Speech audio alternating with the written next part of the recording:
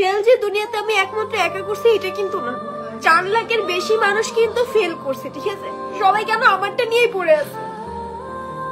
Cause এইবারে math পরীক্ষাটা এত হার্ড ছিল, ট্রাস্ট মি, আমি নিজেও কিন্তু ম্যাথে অনেক ভালো স্টুডেন্ট ছিলাম।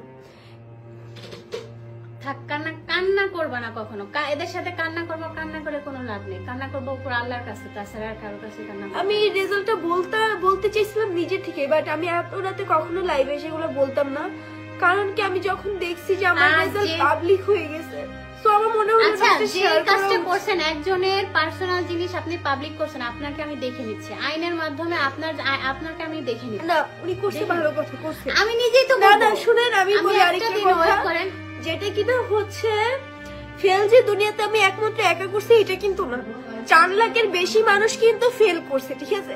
সবাই কেন আমারটা নিয়েই পড়ে আছে?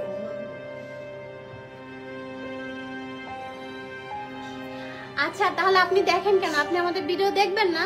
আপনি দেখবেন না? আপনার এত কষ্ট লাগে, আপনি দেখবেন না? যার ভালো লাগবে না সে ভিডিওটা দেখবেন না। দেখেন কেন? আপনারা দেখেন বলেই তো। ভিডিও কেন অফ হয় না? কেন অফ হবে? এটা আমার প্রফেশন, আমি প্রফেশনালি নিয়ে নিচ্ছি।